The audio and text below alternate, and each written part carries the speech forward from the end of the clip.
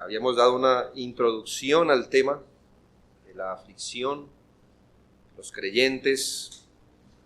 Quiero entrar pues en este segundo departamento, por así decirlo, del mismo tema, pero son las manifestaciones de una angustia piadosa. Porque vamos a ver esto, porque luego vamos a ver las manifestaciones incorrectas de la angustia. Aquí pues voy a hablar de las manifestaciones de una angustia piadosa. Como usted leyó, el Salmo 142 tenía un título. Hay un título grande y uno pequeño, pero el título grande es Ovíelo. Pero el título pequeño sí es inspirado por el Señor. Dice que es un masquil, una oración que hizo David cuando estaba en la cueva. ¿Qué es esto? ¿Cuándo ocurre esto? Recordemos que Saúl estaba persiguiendo a David cruelmente y David se vio forzado muchas veces a esconderse. No fue una vez, otra vez, tanto así que usted sabe la historia, él se cansó de esto y prefirió pasarse a los filisteos porque ya este asunto lo hartó. En una de esas ocasiones donde David estaba forzado a esconderse en la cueva, y me imagino que en una cueva se sufre estrechez, miedo, zozobra, por la condición a la que David fue reducido. Y allí levanta esta oración al Señor, la oración que leímos públicamente. Como dijo un autor, cuando pasó el peligro, David no se avergonzó de reconocer, como a veces lo hacen algunas personas. Él no se avergonzó en reconocer el susto que había pasado, el miedo que había tenido y la petición que había hecho a Dios. Aquí nos enseña mucho un grande como David, que los grandes no se avergüenzan del dolor que sufren. Son los débiles, los que dicen, no me dolió. ¿Sí ves? Me caí, no me dolió. Eso es señal de ser grande en orgullo, poco en fe. Los hombres de fe reconocen sus dolores. Que ningún hombre, por prominente que sea, dice este autor, piense que es una humillación o menosprecio para ellos clamar a Dios y llorar como niños delante de sus padres cuando están en aflicción o cuando algo les asusta. David derramó su queja, su corazón estaba tan lleno de agravios que apenas los podía contener, pero se alivió derramándolos delante del Señor con gran fervor. Él clamó al Señor con la voz de su mente, porque estando escondido en una cueva, no se atrevía a hablar con una voz audible para que eso no lo traicionara, pero la oración mental es audible a Dios y Él escucha los gemidos que no pueden o no se atreven a expresar. Angustiarse, dolerse, lamentarse, tal y como sucede con otros afectos, no necesariamente están fuera del lugar o quedan por fuera de la expresión correcta de nuestra humanidad. Es el carismatismo el que ha dicho que no es válido dolerse, que cuando usted se duele debe decirle mentiras a Dios y a la gente. Es la enseñanza falsa que le dice que cuando usted está enfermo debe decir, estoy sano. Es la enseñanza equivocada de la palabra de Dios, que usted debe reprimir su humanidad para ser medianamente cristiano. Expresar el dolor, lamentarse y angustiarse está al mismo nivel de otros afectos que Dios nos ha dado.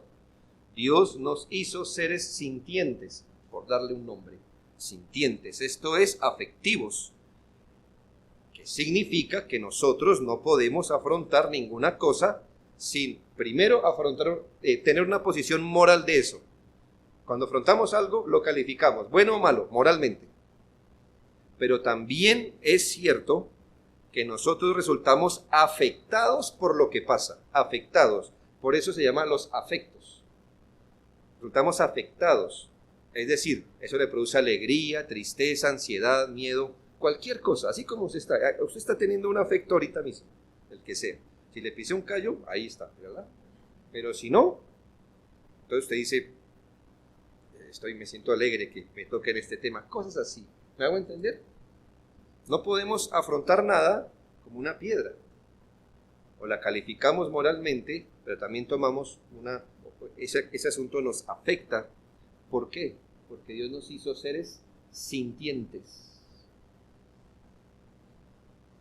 Nosotros, a diferencia de Dios, nosotros no somos impasibles. El pecado, como hemos insistido, ¿dónde está el pecado? Con las emociones. El pecado viene cuando le cedemos el control de la vida a los afectos. Ese es el pecado. No sentir. Sentir no es pecaminoso. Resultar afectados no es pecaminoso. El pecado consiste en cederle el control de la vida a los afectos o a las emociones, lo que significa que en cualquier asunto nosotros somos llevados por las emociones, por lo que estamos sintiendo. Eso es lo que nos gobierna, eso es lo que nos maneja. Ese es el pecado. Poner a los afectos a dirigir la vida del hombre.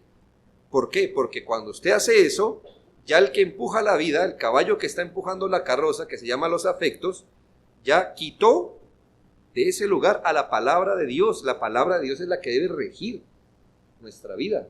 Los principios de la palabra de Dios.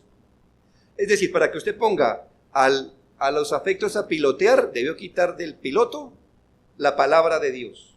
La quitó y puso a dirigir los afectos.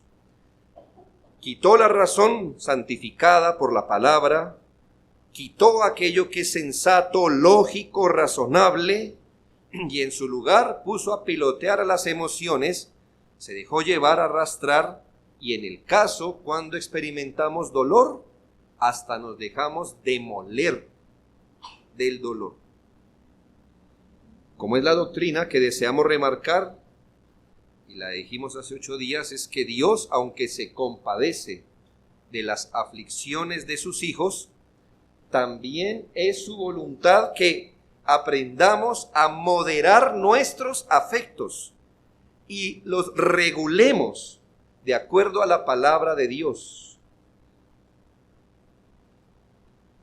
El Señor quiere que por medio de su Espíritu y por medio de los principios de la Escritura aprendamos la templanza o el dominio propio, que cuando sufrimos o cuando nos vemos afectados por algo, el regulador lo tenga la palabra de Dios. La obra del Espíritu Santo en el corazón, y que no le demos rienda suelta a nuestros afectos. Además, que las consideraciones que tenemos los creyentes para sufrir son muy distintas a las del incrédulo. Por eso se espera que el creyente no sufra como sufre el incrédulo. ¿Por qué? Pues porque nosotros no sufrimos igual, sufrimos de las mismas cosas, pero no sufrimos de la misma manera, porque los creyentes cuando sufrimos tenemos esperanza. Esperanza. ¿Leyó el Salmo 142? ¿Sí leyó casi el último versículo? ¿O de los últimos versículos?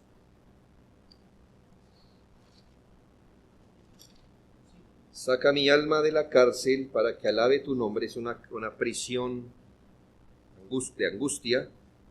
Mire la esperanza. Me rodearán los justos porque tú me serás propicio.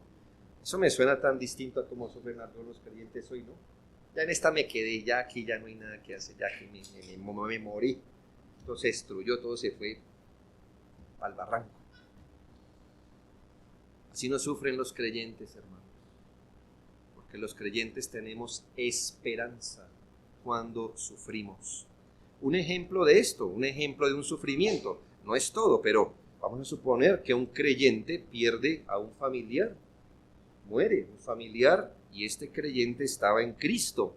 Primera a los Tesalonicenses 4:13 nos dice cómo sufre un creyente bajo estas circunstancias.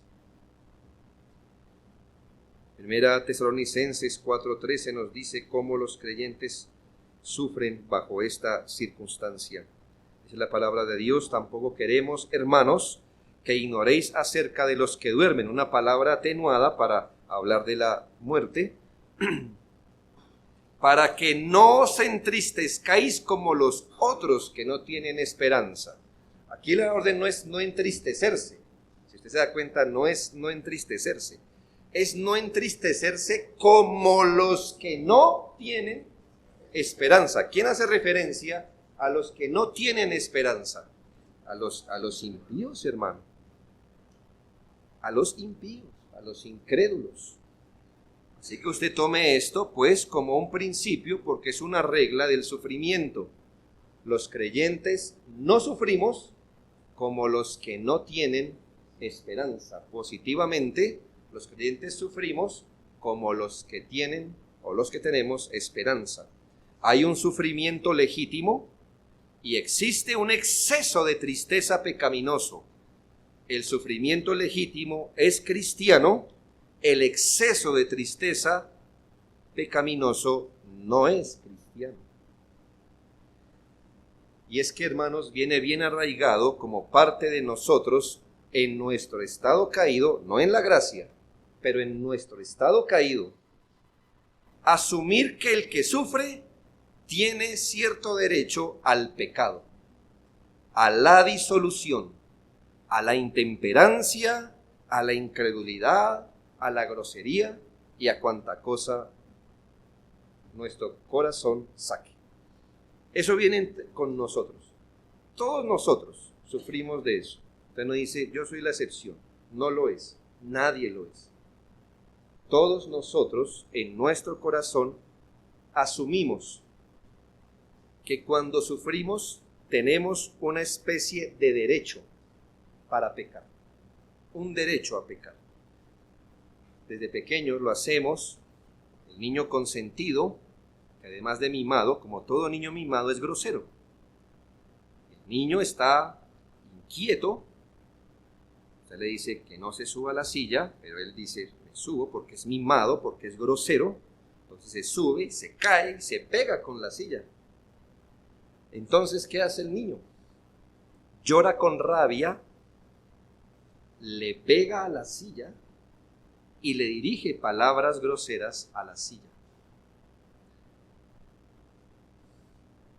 Él cree que su dolor le habilita a ser grosero. ¿Y sabe esto cómo se refuerza? Por el papá o la mamá. Porque estamos tan adiestrados a pensar que el que sufre tiene derecho a hacer eso. Tiene derecho. Es que tiene derecho a hacer eso. Que nosotros mismos vamos a la silla y le pegamos nosotros. Decimos, silla mala, mala, mala. ¿Sí? ¿Se ha visto en eso? Ah, bueno.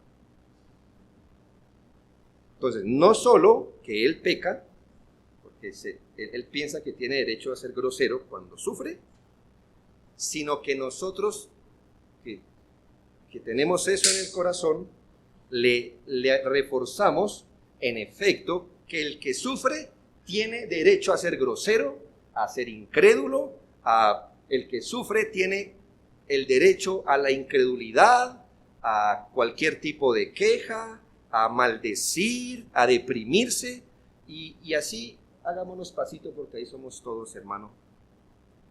Lo lamentable, hermanos, es que eso no se queda en una pilatuna infantil, y a veces sobrevive en nuestro cristianismo y asumimos tener un permiso especial para ser carnales cuando sufrimos. Un permiso especial. Escuche esto. Tal permiso no lo tiene nadie. Ni el incrédulo, ni mucho menos el creyente, quien sufre con esperanza. Nadie tiene derecho a pecar cuando sufre. ¿Me entiende? Si usted dice que es que tengo una migraña de 3 días, pero que a eso sí le habilita a hablarle mal a su esposo o a su esposa, ese permiso no existe. Ese permiso no lo da Dios. No se lo conceda a usted tampoco. Ese permiso nadie lo tiene. En cambio, somos responsables de regular nuestras pasiones delante de Dios. Según a los Corintios 2:11 nos da un buen principio. Claro, esto está hablando de otro tema, pero como principio aplica. Para que Satanás no gane ventaja alguna sobre nosotros, pues no ignoramos sus maquinaciones.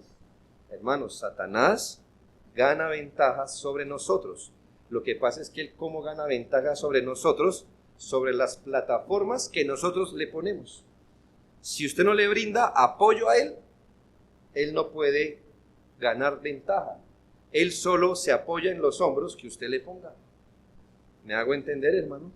Él toma ocasión por lo que nosotros hacemos, de tal manera que vamos a suponer que usted está sufriendo y usted cree que tiene permiso para pecar, por ejemplo, para ser incrédulo y para ser ansioso y para vivir desconfiadamente. Usted tiene ese permiso porque usted está sufriendo, porque ¿quién más ha sufrido esto como usted, verdad? Porque ¿quién más que usted ha sufrido? Y usted empieza a razonar porque su sufrimiento es especial, ¿verdad? Nadie más, en toda la historia de la humanidad, ni de sus hijos ha sufrido lo que usted ha sufrido. Usted tiene permiso para ser ansioso en la vida. Usted tiene permiso. Satanás se va a apoyar en eso y va a tomar ventaja sobre su vida. Pero también lo hace nuestra carne, hermanos. Nuestra carne es una cosa seria, ¿verdad? Una cosa seria. Tómelo como un principio. El pecado siempre toma ventaja y usted no debe ignorar sus maquinaciones. El permiso para pecar no lo tiene nadie. Y nosotros debemos cuidarnos de ir a permitir que el pecado gane ventaja en algún episodio o providencia de nuestra vida. En 1 Tesalonicenses 5:22 nos dice: absteneos de toda especie de mal. Esto es, que el pecado no viene en una sola vía o en una sola ocasión. Dice toda especie de mal. O sea que el mal es multifacético, ¿no cree? Tiene sus matices, sus variantes, sus ocasiones, sus surgimientos, sus orígenes. Hay pecados del intelecto. ¿Usted sabe que usted puede pecar con el intelecto? Hay pecados del intelecto, hay pecados de los conceptos. Usted puede pecar teniendo un concepto que no es bíblico. Lo sostiene. Usted sostiene un concepto que no es bíblico, usted peca con el intelecto. Hay pecados de los sentimientos o de los afectos. ¿Sí? Ahí sentadito usted puede pecar. ¿Cómo? Poniendo sus afectos de una forma incorrecta, no regulando los afectos, sintiendo lo que no debería o no sintiendo lo que debería. ¿Usted cree que usted peca cuando usted cree que peca cuando peca y no siente nada? ¿Verdad? Sí, porque ¿qué es lo regular del corazón? Usted diga, ¿qué es esto que he hecho? Pero creo que todos nosotros, muchas veces, el Señor, con el tiempo, puede ser esa misma noche, dice, recuerde esto. Y uno dice, ¿cómo es posible que lo hice? Y ni me inmuté. Eso es un pecado. Se peca con los afectos cuando usted siente lo que no debería o cuando no siente lo que debería. Pecamos con las posiciones personales que tomamos sobre un asunto. Me parece esto, me parece lo otro. Pecamos cuando eso no se ajusta a la palabra de Dios. Hay pecados de las motivaciones, de la motivación, es decir, de la intención que usted tiene cuando hace algo. Puede ser, vamos a suponer, como siempre le he colocado el ejemplo, puede ser que alguien lo airó a usted y usted le mandó un golpe, pero esta persona ni se dio cuenta, se volteó y usted con el hombro lo empujó y él cayó sobre un lingote de oro. ¿Ya? ¿Ya se imaginó? Esa persona se voltea y le dice, ay, gracias por arrojarme a este bien. Y usted no se puede ir a la casa diciendo, le hice un bien a una persona. ¿Por qué? ¿Cuál fue su motivación? No, era destruirlo, no enriquecerlo. Uno peca con las motivaciones que hace cuando en las cosas. Esto es muy común en los estudiantes. Dicen, no hice la tarea, ya tengo la excusa mentirosa, ¿no? Para decirle por qué no hice la tarea. Pero ese día no lo llamaron a lista. Él dice, me salvé de pecar. No se salvó. No se salvó. ¿Por qué no se salvó? Muy bien. Porque la intención de pecar es tan pecaminosa como el acto. Escuche. La intención de pecar es tan pecaminosa como el acto. Susténteme eso bíblicamente. ¿Qué texto le pondría después de esa frase que dijimos? Porque cualquiera que mira a una mujer para codiciarla no necesita el acto. Pecó. Y claro, están lo que todos le llamamos pecados de la palabras, actos y omisiones. Lo que le quiero decir es que el sufrimiento provee cada ocasión para el pecado y debemos, hermanos, abstenernos de toda especie de mal. ¿Qué le está permitido al cristiano que sufre? ¿Qué le está permitido por Dios al cristiano que sufre? Al considerar de manera positiva lo que le es legítimo y permitido al cristiano que sufre, por favor, implique lo opuesto, lo que no le está permitido, aunque vamos a dar varios puntos de esto. Por el día de hoy, en la mañana y en la noche, vamos a mirar qué le está permitido. Primero, ¿qué le está permitido al creyente que sufre? Dolerse en la aflicción, reconociendo la mano de Dios en esto. Eso le está permitido. Dolerse en la aflicción, reconociendo que la mano de Dios le ha afligido, le ha herido, lo ha puesto en aflicción o lo ha disciplinado o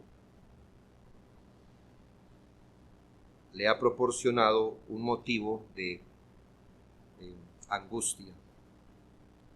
Hermanos, cuando Dios proporciona un dolor, es mejor que nos dolamos sincera y sentidamente. Cuando Dios nos proporciona un dolor, es mejor que nos dolamos sincera y sentidamente. ¿Cómo califica usted al niño que cuando es castigado no se aflige y se mantiene firme? Usted le pega su par de varazos y él dice, usted sabe que ya le está a punto de salir aquí la lágrima, pero él dice,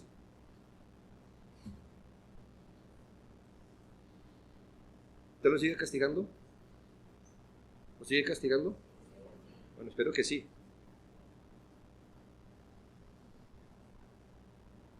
No hay cola tan resistente. Tranquilo. Y se cansa más uno de recibir golpes que de pegarlos, ¿no? Que sea paciente y siga adelante. Hay chicos que papá les dice, muy bien, entonces no tiene celular por una semana. No lo necesito igual. Le están proporcionando un dolor para corregirlo. Y está firme, lo resiste. Este no es un niño valiente ni ejemplar. Este es un niño insensible, es orgulloso y rebelde. Entonces, cuando Dios proporciona un dolor y nosotros nos negamos a sufrir, cuando Dios nos aflige y nosotros nos negamos a ser afligidos, no es bueno. Es bueno que aquel que es herido por Dios se duela y reconozca que Dios lo ha herido, que Dios lo está hiriendo. que Dios ha puesto su mano sobre él. Esto es señal de humildad delante de Dios. No es ninguna virtud soportar sin dolor. No es ninguna virtud tampoco soportar lo que no sentimos. Tampoco, si usted no siente nada, no llame las lágrimas a la fuerza. ¿A quién le miente? Si el brazo de Dios no le dolió, ¿para qué llama lágrimas? Pero usted tiene otro problema, ¿sabe? Que Dios lo está afligiendo y que usted no se duele. En Números 12 se nos narra el pecado de Aarón y María, por lo que la ira de Dios se encendió sobre ellos. Aarón y María murmuraron contra Moisés, y esto tenía el agravante que era una murmuración personal, como que no me cae bien. Era una murmuración que tenía el fin de desacreditar la labor de Moisés como el guiador del pueblo, por lo que la ira de Dios se encendió sobre ellos. Por mano de Dios, inmediatamente María quedó leprosa. Le surgió la lepra, dice la Biblia, inmediatamente. Entonces el versículo 11 nos dice: y dijo Aarón a Moisés: Señor mío, no pongas ahora sobre nosotros este pecado, porque locamente hemos actuado y hemos pecado. ¿Qué estaba pidiendo Aarón por él y por María? Ay, Señor, por favor, mire, está sufriendo bajo la lepra.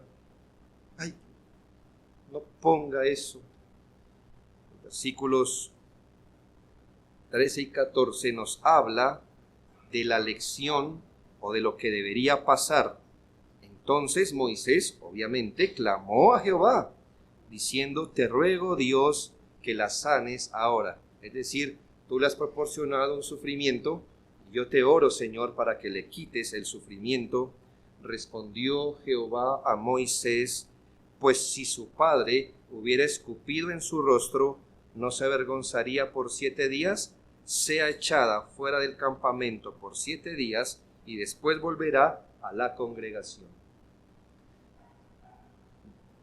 Moisés, yo he escupido en la cara a mi hija.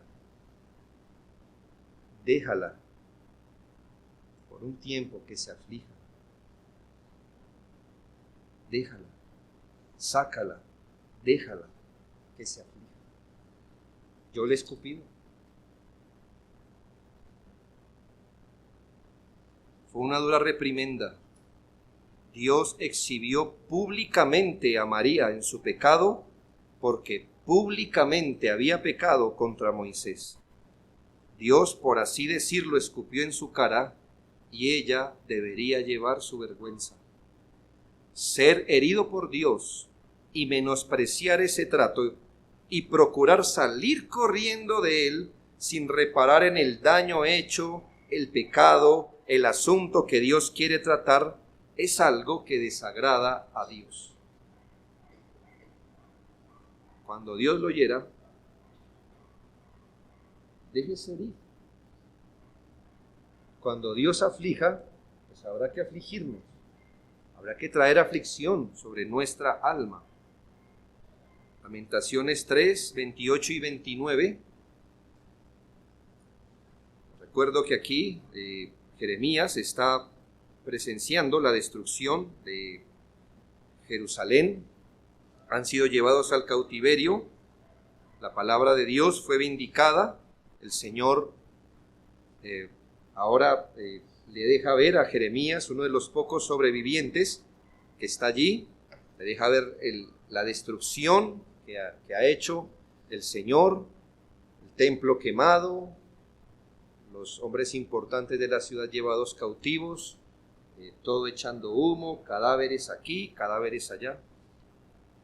Y hace una reflexión. Jeremías dice que es bueno al hombre llevar el yugo desde su juventud. Y aquí 3, 28 y 29, que se siente solo y calle, porque es Dios quien se lo impuso. Que le impuso ese yugo que se siente solo y calle, porque es Dios quien se lo impuso. Ponga su boca en el polvo, por si aún hay esperanza. Debemos reparar en esa reprimenda lo que el Señor dice por medio de Jeremías mucho tiempo después.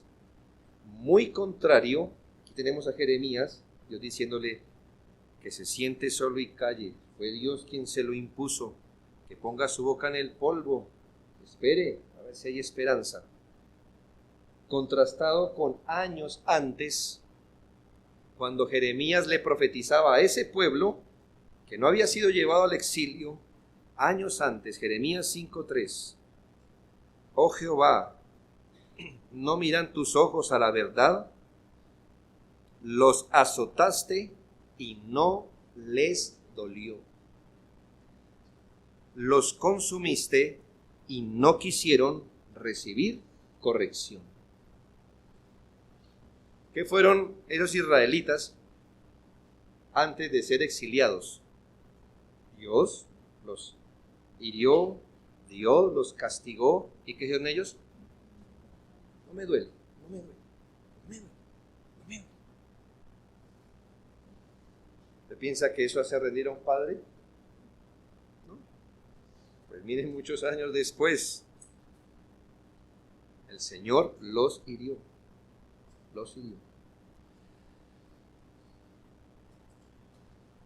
John Gill, comentando Lamentaciones 3:28, dice: así es el que vive bajo la mano de Dios que aflige. Debe llevar con paciencia esta aflicción y no correr de un lugar a otro quejándose de él, sino que se siente quieto y considere la causa, el fin y el uso que Dios le da a la aflicción. Es bueno para el hombre estar solo en su aposento, orando a Dios, en su casa o alcoba leyendo la palabra de Dios, o en el campo o en otro lugar, meditando en él y en las obras de Dios, y soportar con paciencia lo que Dios ha puesto sobre él, y por lo tanto debe estar en silencio y no murmurar y quejarse, ya que él lo ha hecho, sin atreverse a abrir la boca en forma de queja contra él, pero postrándose ante él en tierra, como era la manera de orar de los orientales, lamiendo como si fuera el polvo de la tierra, bajo un sentido de distancia y desproporción entre Dios y uno, pues no somos más que polvo y ceniza, y el Todopoderoso nos ha afligido, y que tiene una muy buena razón para hacerlo, cualquiera que sea el motivo. Si Dios lo hiere, nunca se haga el digno, primero porque no lo es, y segundo, porque Él tiene una muy buena razón para afligirnos, y si Él mandó aflicción, súfranla, súfranla, súfranla, en el Señor, no como el impío, en el Señor, no como el que no tiene esperanza, con esperanza, pero súfranla. Como decían los puritanos, ¿verdad? Dios solo tiene un Hijo Santo, pero ninguno al que no haya hecho sufrir.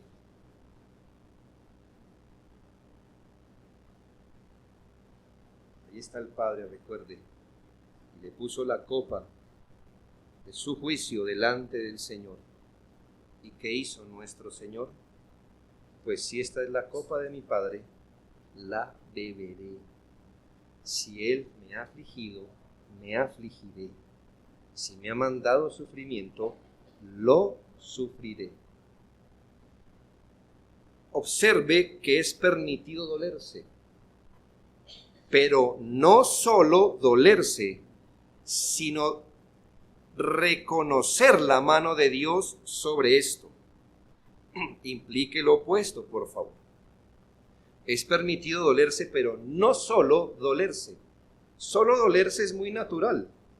Eso no es muy cristiano. Eso no es muy piadoso. Dolerse, hermanos, reconociendo la mano de Dios en esto. No nos podemos doler incrédulamente, rebeldemente, pero podemos dolernos y al mismo tiempo reconocer que la mano de Dios está sobre nosotros, afligiéndonos en su misericordia. Salmo 119, 75 dice: Conozco, oh Jehová, que tus juicios son justos y que conforme a tu fidelidad me afligiste. Hermano, piense esta expresión, dos cosas: tus juicios, cosas que Dios manda en juicio, tu juicio, ¿ya? Lo que Dios manda primero es justo. Conozco, oh Jehová, que tus juicios son justos. Está bien, está bien. Pero segundo, que cuando el Señor aflige, no solo es justo, sino es fiel a su alma. Es fiel a usted. Conforme a tu fidelidad me afligiste. Hay algo más grande que Él pretende con los creyentes que hacerlos felices. Ay, la gente está hoy día llenando las iglesias, siendo hipnotizados por el silbido hábil de un predicador que les dice que el propósito de Dios para usted es hacerlo feliz. No, es hacerlo santo. Seréis santos como yo soy santo. Y Él es fiel a eso, ¿sabe? Si usted es un hijo del pacto, usted será santo o será santo. Y Él, conforme a su fidelidad, lo va a afligir. ¿No es eso bueno, hermanos? ¿Cuántos amigos tiene usted que lo acarician en su pecado? ¿Verdad? Nunca piense de Dios eso. Él es fiel a su alma, como lo deben ser los amigos, fieles a su alma, fiel a su alma, pensando más allá: conforme a tu fidelidad me afligiste.